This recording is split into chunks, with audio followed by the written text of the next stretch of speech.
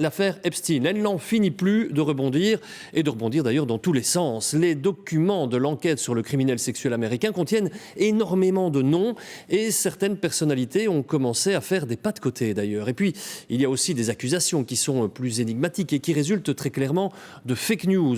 Tout ça, au final, fait qu'on ne parle presque plus aujourd'hui de Donald Trump, qui apparaît pourtant beaucoup dans le dossier. Frédéric Varlet, Quentin Warlop. Jack Lang n'est plus le président de l'Institut culturel consacré au monde arabe. À 86 ans, l'ancien ministre français vient de démissionner suite à son implication dans le dossier Jeffrey Epstein. Mais Jack Lang n'est pas le seul dans la tourmente. Bill Gates, la princesse Mette Marit de Norvège, le prince Laurent ou encore Donald Trump, tous ont un point commun, ils sont mentionnés dans les millions de nouveaux documents publiés sur Jeffrey Epstein. Dans cette vidéo, on peut voir le criminel sexuel américain courir après 2 femmes dans une cuisine.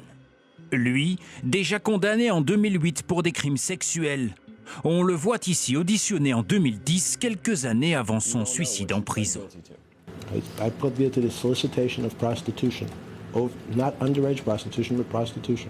À l'époque, il est condamné à 13 mois de détention aménageable. L'occasion pour lui de continuer de se constituer un carnet d'adresses et de fréquenter les puissants comme Bill Gates en 2011. Every minute I spent with him, I regret and I, apologize that I did that. It's factually true that I was only at dinners. I never went to the island. I never met any women. Bill Gates fait référence à l'île privée de Jeffrey Epstein, là où il aurait agressé sexuellement des dizaines de jeunes femmes et de filles. Des millions de photos, d'emails ou de vidéos diffusées et des milliers de personnalités impliquées comme Donald Trump notamment, du jamais vu aux États-Unis. Alors, ne serait-ce pas là une façon de diluer l'éventuelle implication du président américain?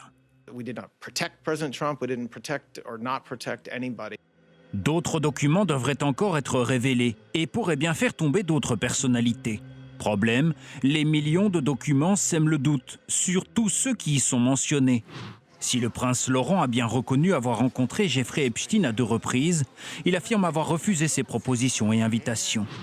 La reine Paola, le Dalai Lama ou encore Emmanuel Macron ont dû démentir toute relation avec le milliardaire américain. Car dans le flot des révélations, le soupçon devient une arme. Et le Kremlin l'a bien compris.